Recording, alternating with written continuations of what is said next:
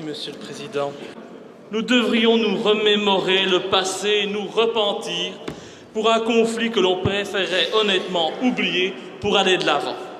Parce que revenir sans cesse sur le passé, parler des guerres anciennes, pour mieux occulter les guerres actuelles, voilà une technique de plus de nos dirigeants, un argument infondé de plus pour nous faire oublier l'urgence des mesures à prendre, pour nous tirer du pétrin dans lequel nos dirigeants nous ont mis, rappelons-le.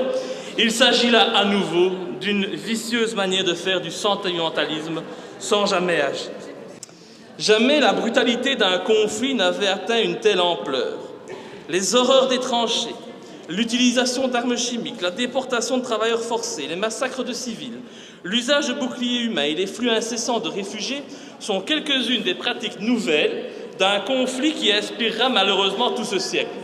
Je rajouterai, et le siècle actuel également. Il est clair que de se focaliser sur la Première Guerre mondiale permet aisément d'occulter la vérité actuelle en encore plus sale que l'on ne peut imaginer. Et pourquoi je dis ça? Souvenez-vous de ces enfants innocents qui sont tombés sous nos bombes noires, jaunes, rouges. Vous comptez peut-être aussi installer une stèle pour commémorer ces enfants libyens tombés sous nos bombes. Ces enfants victimes de notre course à l'avidité, notre course aux matières premières, notre course aux ressources naturelles. Non, bien entendu, il n'y aura pas de stèle pour elles. Vous préférez tout simplement reparler du passé pour ne pas voir le présent.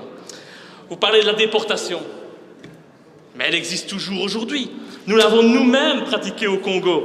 Vous vous rappelez, lorsque nous colonisions ce pays et que nous coupions les mains des Congolais qui refusaient de travailler comme des esclaves pour enrichir notre pays et son roi. Mais bien entendu, hors de question de reconnaître les méfaits et les génocides commis au Congo. On préfère dire que nous y avons apporté la civilisation.